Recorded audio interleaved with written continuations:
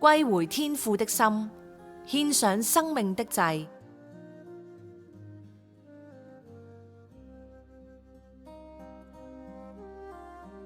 站立 Ahmed。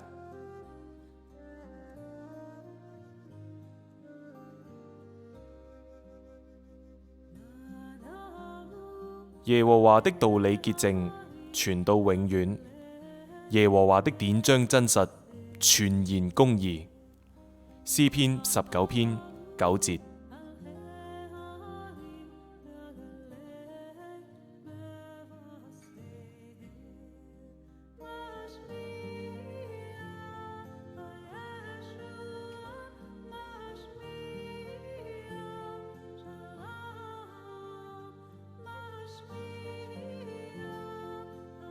喺呢段經文之中，全嘅原文係用站立呢個字，意思就係神嘅道同埋真理一直唔動搖，直到永遠。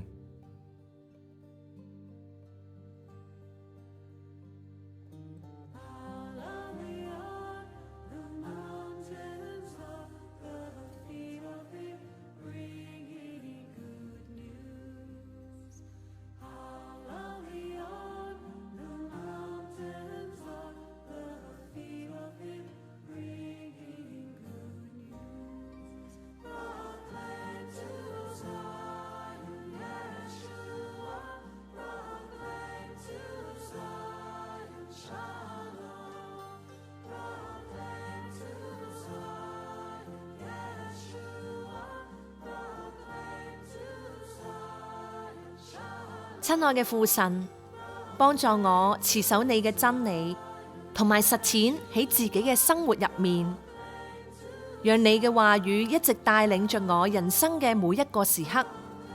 奉主名求，阿門。